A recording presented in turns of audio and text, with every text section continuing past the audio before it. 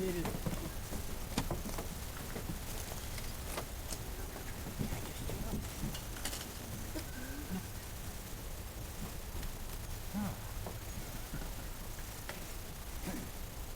Would you please take each other by the right hand? You've taken one another by the right hand in token of the covenant you will now enter into in the presence of God and his witnesses. And I have a little something to add to the ceremony before we begin this marriage. And it really is not just a marriage, but it's the beginning of another family. And so, God ordained. Speak up a little bit. All right, thanks. Thank you so much.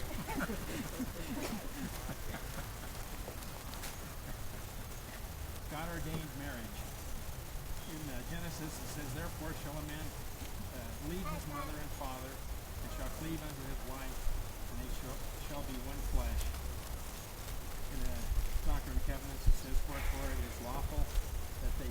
shall be one flesh, and this that the earth might answer the end of its creation. That's why the earth was created. It's for families, for marriages, and the beginnings of families. Marriage is relevant in every life. Family life is the basis for our existence here. Honorable, happy, and successful marriages is our principal goal. It's the most vital of all the decisions that we make. It has a far-reaching effect. It affects not only these two, but both of these families forever. There must be a union of minds as well as hearts. Marriage is not easy. It brings with it sacrifice and sharing and a demand for selflessness. A happy marriage is based on happiness that comes from giving, service, sharing, sacrificing, and selflessness. After the ceremony, responsibilities begin. They must be assumed, and duties must be accepted, and adjustments have to be made. The realization that neither one is perfect also suddenly comes into the picture. The time has come for understanding hearts, self-appraisal, common sense, reason, and planning. There is a never-failing formula that I'd like to share with us today that will guarantee a happy marriage. But it depends on two people, not just one person.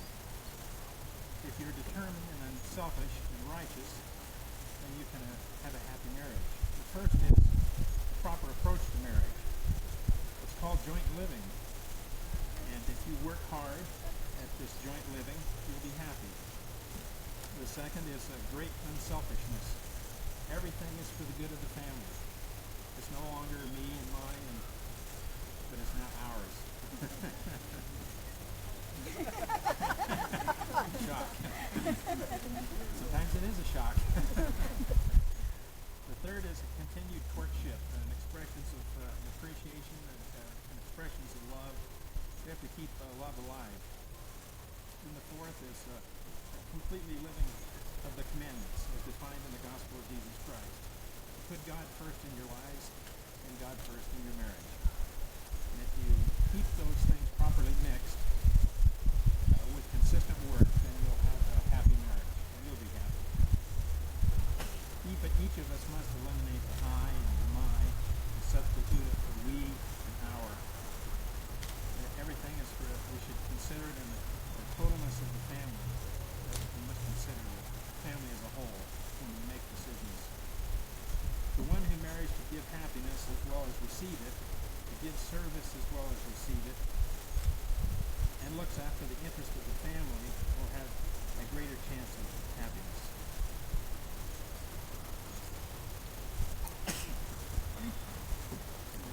Love is like a flower. It takes constant feeding.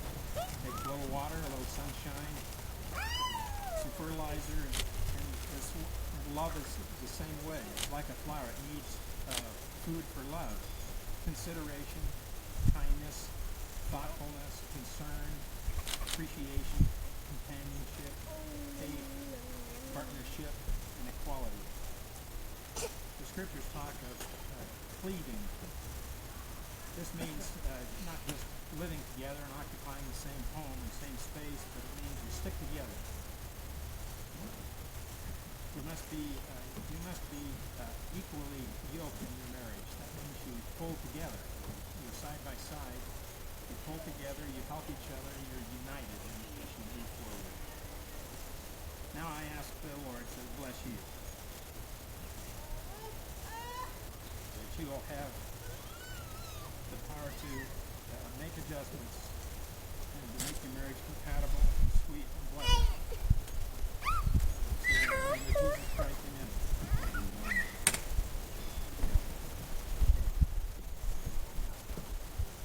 Jeff and Adrianne have written their own vows, and so we're going to read their vows first. And begin with Adrianne.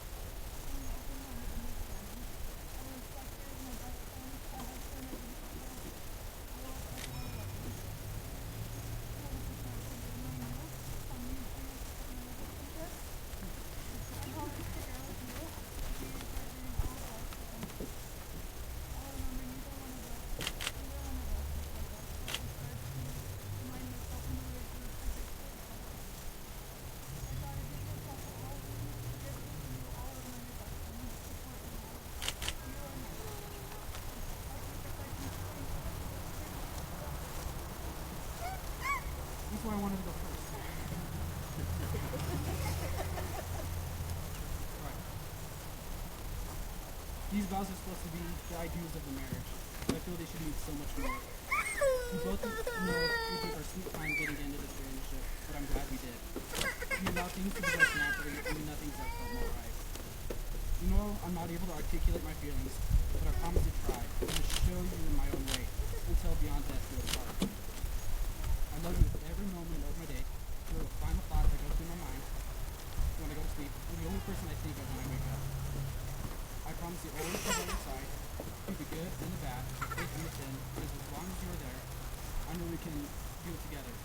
You're my partner and my confidant, and I wouldn't have it any other way. I love you, Adrianne Jackson. This is only the start to this novel that we are about to write together.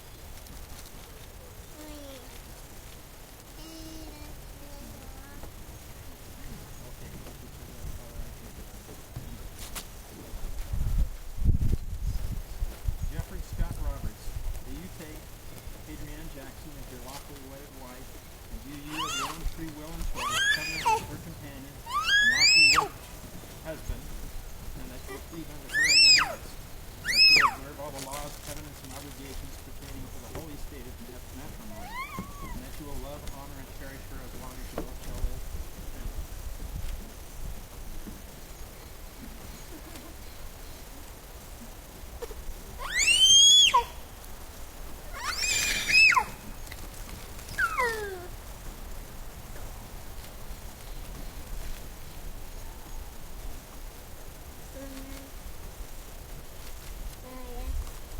Adrianne Jackson, do you take Jeffrey Scott Roberts as your lawfully wedded husband, and do you of your own free will and choice covenant as his companion and lawfully wedded wife, and that you will cleave unto him and none else, that you will observe all the laws, covenants, and obligations pertaining to the holy state of matrimony, and that you will love, honor, and cherish him as long as you both shall live?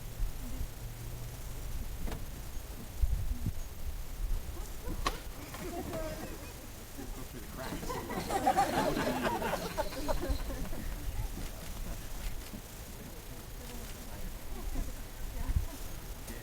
this is the important part.